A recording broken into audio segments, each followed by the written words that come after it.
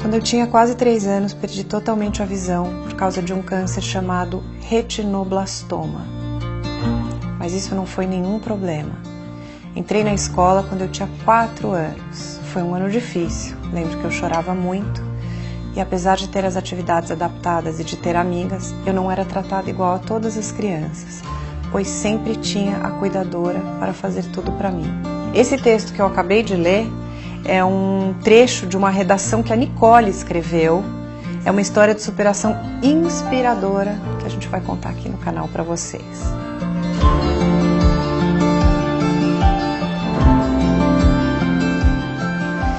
Bianca, tudo bem? Tudo. A Nicole, ela é sua primeira filha, ela é a mais velha dos 3 que você tem. Como é que foi a chegada dela quando ela era bebê? Primeiramente, eu quero agradecer pelo convite, é um prazer estar aqui. O meu sonho era ser mãe.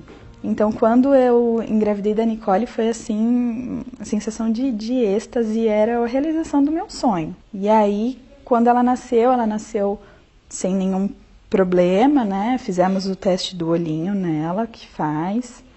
E para a idade, tudo correu normal.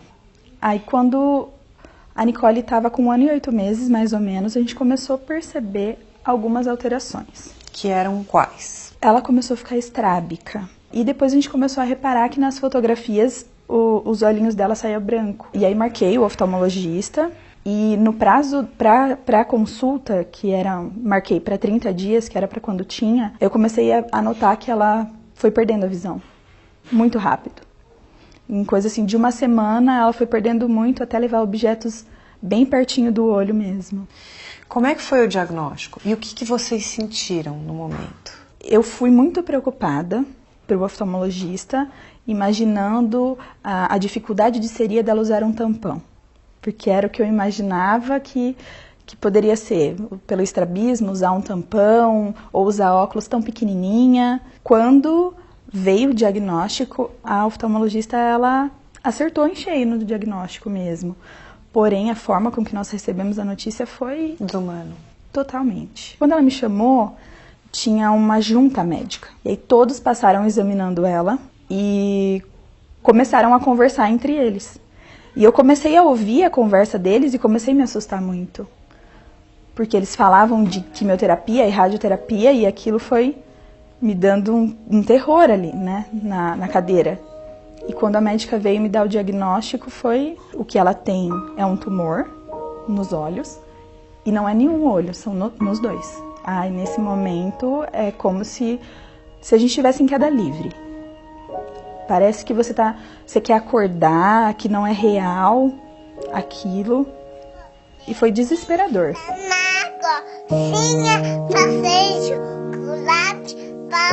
Você e teu marido tem algum antecedente que justifique isso com ela? Então, o retinoblastoma ele é um câncer hereditário. Porém, o que o pediatra oncológico da minha filha me explicou posteriormente é que, como nem eu, nem meu esposo, nem nossos familiares têm esse tumor, essa mutação iniciou na Nicole. A descendência dela, existe uma grande chance de desenvolver a doença, filhos dela. Mas até que isso fosse esclarecido pelo pediatra, houve por parte de outros médicos, outras especialidades, como oftalmologistas, que diziam que era hereditário e que a chance de outros filhos que eu tivesse nascer com a doença eram a partir de 70%. É importante dizer que nesse momento eu estava gestante do meu filho, eu estava grávida de 3 meses. E quando veio a notícia, e também essa possibilidade do meu filho nascer com a doença, então era cada dia parecia que era uma notícia pior que a outra. A partir daí, quando você teve o diagnóstico, qual foi o procedimento para o tratamento? Nós moramos no interior de São Paulo, e quando ela veio desse resultado, ela já veio falando para mim que o tratamento seria em São Paulo, e seria um tratamento para tentar salvar um dos olhos, porque o outro já estava condenado. Então ela me explicou que precisaria retirar o globo ocular de um dos lados, que era do lado esquerdo, e o lado direito eles tentariam salvar. Quando iniciamos a quimioterapia, A barriga foi crescendo junto com o tratamento, né? E quando eu estava de 8 meses do meu filho, veio o resultado que as quimioterapias não estavam dando resultado. Mas nesse momento ela já tinha retirado o primeiro olhinho. Eles nos deram a possibilidade de retirar o olho ou a alternativa de fazer a radioterapia. Nós optamos em tentar salvar esse olho. As chances eram de em torno de 60% de conseguir, porém existia as consequências de uma radioterapia que seriam sentidas no futuro. Mas nós acabamos optando em fazer a radioterapia. Nesse momento nós mudamos mesmo para São Paulo, porque a radioterapia era todos os dias. E aí no meio da radioterapia o Davi nasceu. Os médicos tinham te alertado, né, que o Davi poderia nascer com a retinoblastoma também. Isso. Porque você disse que é hereditário. Isso. E aí o que aconteceu? Nós continuamos o tratamento da Nicole, né? Quando o Davi completou 1 mês, a Nicole já tinha encerrado a radioterapia e nós fomos fazer o exame nos 2, no mesmo dia. Então, primeiro o Davi fez o exame de fundo de olho e aí constatou que ele não tinha a doença. Mas ele continuou fazendo esse acompanhamento, faz até hoje. É necessário fazer o acompanhamento periódico, mesmo não tendo nascido com a doença. E aí, nesse momento, nós fizemos o exame na Nicole e foi detectado que a radioterapia não tinha dado resultado esperado. Como é que vocês receberam essa notícia, enfrentaram esse momento? A princípio, nós lutamos contra. Então, quando a radioterapia não deu certo, nós não aceitamos tirar, porque a radioterapia devolveu para ela ainda mais a visão dela e eu não conseguia conceber aquilo de colocar a minha filha enxergando numa cirurgia para sair de lá cega. Só que o tumor voltou a crescer, ela foi perdendo a visão novamente e entrou no momento de a vida dela entrar em risco. Como é que foram os preparativos, Bianca? Porque na retirada do segundo olho, aí você sabia que ela ia perder a visão. O meu medo era muito grande no momento que ela voltasse da cirurgia. Qual seria a reação dela? Porque ela tinha aproximadamente 3 anos, não tinha como eu explicar para ela com todos os detalhes e todas as palavras, não tinha como. Então eu comecei de alguma forma a tentar preparar a Nicole para isso. Eu troquei o dia pela noite e comecei a tentar viver à noite com ela. Então eu tentava dar banho nela no escuro, apagava as luzes da casa, tentava alimentar ela, brincava com ela, mas muitas das vezes ela pedia para que eu acendesse a luz. E nesses momentos era aquele momento de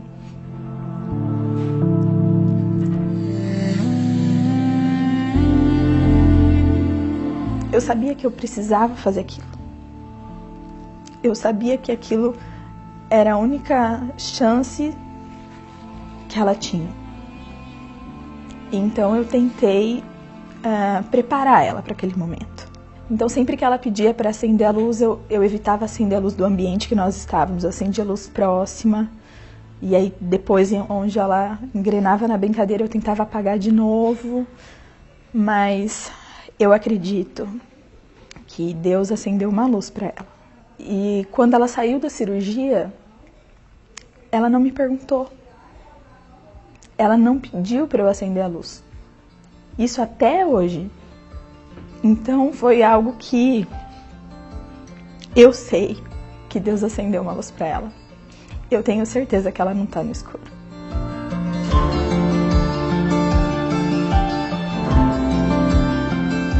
De forma preventiva, a Nicole teve que retomar a químio, né? Como é que foi passar por essa experiência de novo? Quando ela iniciou essa quimioterapia preventiva, o cabelinho dela, que não tinha caído na primeira quimio, caiu. Ela ficou num estado muito debilitada, muito magrinha, ela foi desfalecendo. Nesse momento, eu vi que a deficiência não era nada, era um detalhe, que a vida dela era muito mais importante e que ela ainda tinha 4 sentidos. Nesse momento, eu deixei de lado todo aquele luto. Transformou em força. Em força para lutar para terminar aquela quimioterapia preventiva que ela estava fazendo e para poder viver a vida que ela tinha ganhado novamente. Dança mais. Tem que pular. Pulinhos agora, elas estão Depois do tratamento, vocês tiveram que reaprender a viver, assim, hábitos do dia a dia e tudo mais. Como é que foi o processo de encontrar uma escola para Nicole?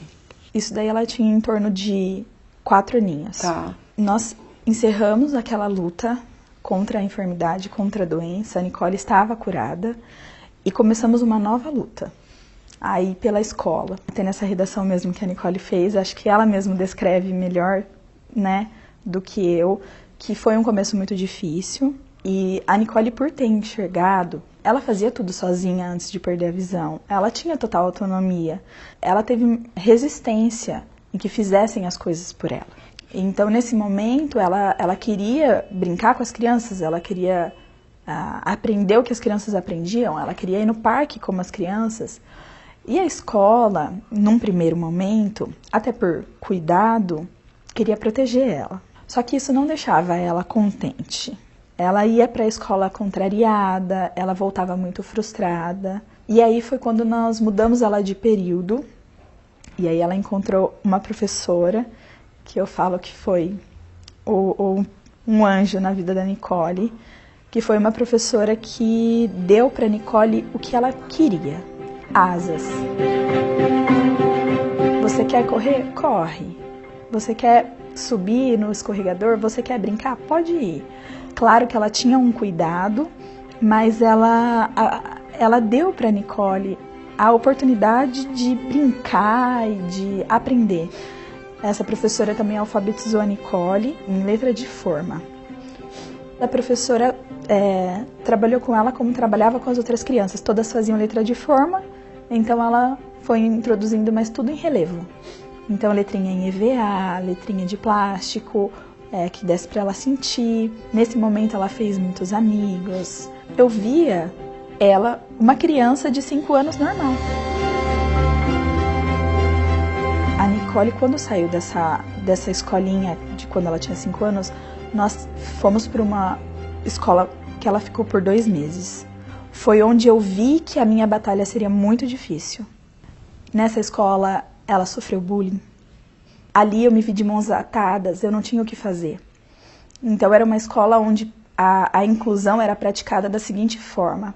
Ela ia no horário regular, ficava com as crianças que enxergavam, mas não aprendia.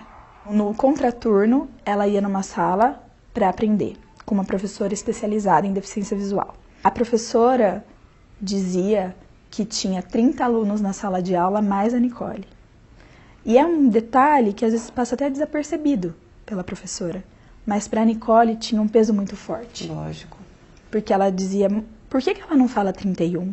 E foi um momento que a gente viu que ela estava sofrendo muito, e aí nós fomos procurar uma outra escola. Quando eu cheguei nessa escola que a Nicole estuda hoje, eles me receberam muito bem.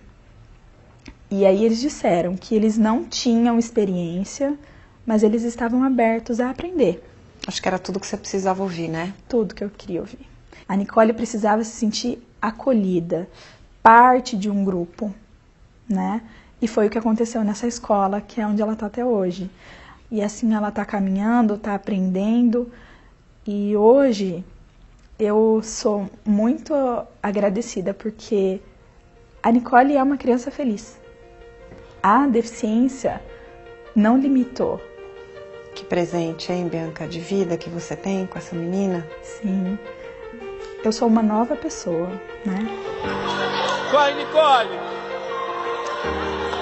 Corre, Nicole! E depois da Nicole, você teve outros 2 filhos, o Davi e a Manuela. Eu sei que a Manuela e a Nicole são grudadas, mas eu queria saber como é que é a relação dos 3 irmãos. Eles são muito unidos, são parceiros de bagunça. Para mim, o Davi, a Nicole e a Manuela são iguais, né? Não consigo, dentro de casa, olhar a Nicole como uma criança diferente. Ela tem as mesmas responsabilidades que os irmãos, ela é tratada exatamente igual a eles e faz as mesmas coisas que os 2 fazem, assim. Hoje ela está com 9 anos. Que outras atividades ela faz, Bianca? A Nicole, ela já fez ginástica, rítmica, Que massa. balé, natação, tudo. Tudo que uma criança da idade dela faz ou faria, ela também faz. Ela toca piano, fez aula por 5 anos. A professora ensinou ela a reconhecer os sons e assim ela tocava. Ela quis dar uma pausa, né? Mas ela tem um dom, assim mesmo.